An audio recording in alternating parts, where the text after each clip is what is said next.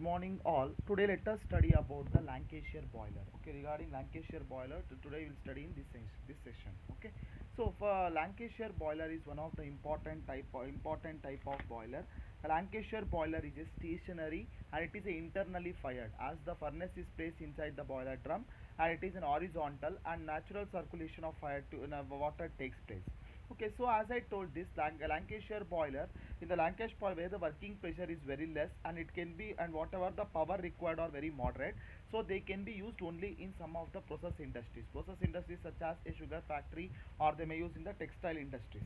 Okay, so yeah, we should come to know that in the Lancashire boiler we have a three views. One is called as a one we call as a front view, side view as well as a top view, and we will have a three views. Keep in mind that is front view, and we have a side view as well as the top view.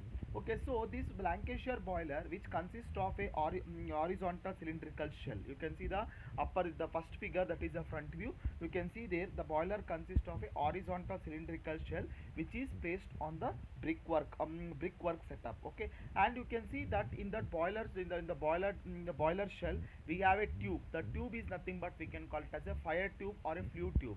Okay, in that flue tube, in that tube, you can see that we have the furnace, we have a grate, we have a furnace, there will burn the coal. Okay, so that, and you can see that the direction of the gases, you can see the arrow mark in the first figure. I am speaking about the first figure.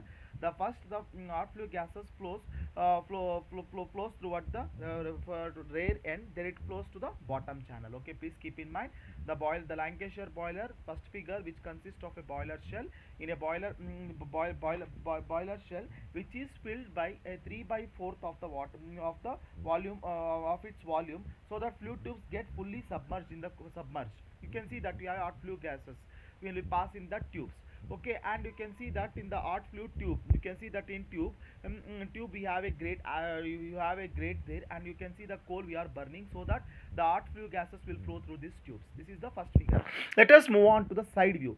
In side view, you can see that we have a large circle, that is you should consider as a boiler drum.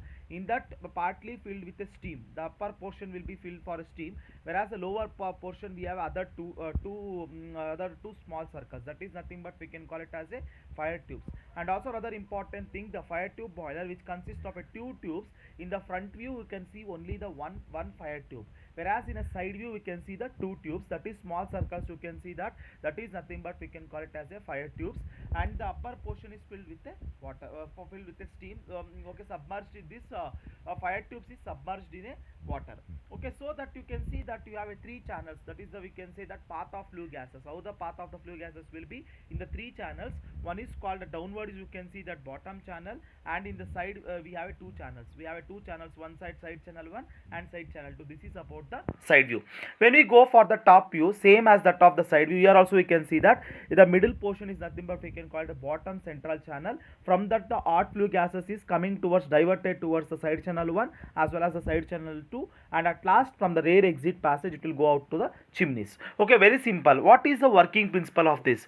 First, what happened, we will heat the coal in a furnace, the hot flue gases will be generated. These hot flue gases, what it will do, it will when the hot flue gases passing through the tubes, the water surrounded will get heated up. So in order to maximum heat to be generated, what we will do, the hot flue gases will be, first it will go towards the rear end, then it moves to the downwards. You can see in the side view, first it moves towards the downwards, first it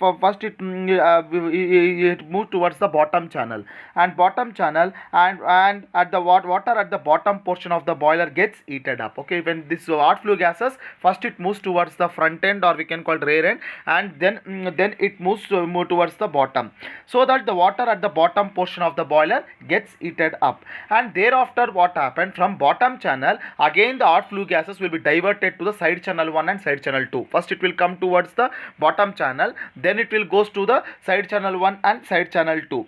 As the gas deviates and enters into the side channel 1 and side channel 2, the water in the side portions will be gets heated up. Okay, so that what is the main intention is that whatever the water present around this tube should be heated up, that's all. So when the water flows towards the bottom side, so bottom side water will be gets heated up. When it moves towards the side channels, the whatever the present in the side channel will be gets heated up. Okay, next what happened after the water gets up in the side channel, from the side channel the art gases will be passed to the rear end of the boiler. Rear end of the boiler means at last the end of the boiler, called as the rear exit passage, from the rear end of the boiler shell and pass out to the steam pass out to the chimneys. Okay, very important thing is that you should keep in mind that the path of hot flue gases. First the hot flue gases passes towards the front end to the front end, then it will passes to the bottom channel, then to the side channels. At last from side channels it goes to the chimneys through the rear exit passage.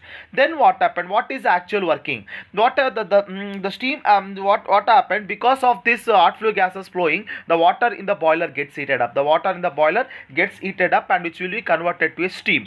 So the steam thus formed gets separated from the surface of the water and collects in the steam space. Whatever as we all know that the water will be converted as a steam. The steam will be the steam will be separated from the surface of the water. We have a steam separator which is used to separate the water from the steam, and the steam is collected in the steam space. You can see at the top partially it is like a shaded portion that is called as a steam space.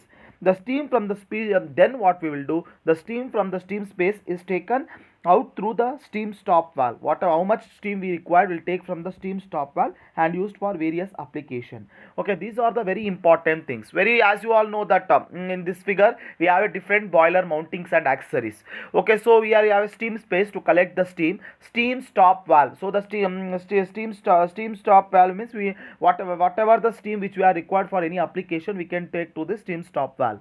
And we have safety valve to maintain a pressure. We have a furnace door in order to open and put the coal into the furnace.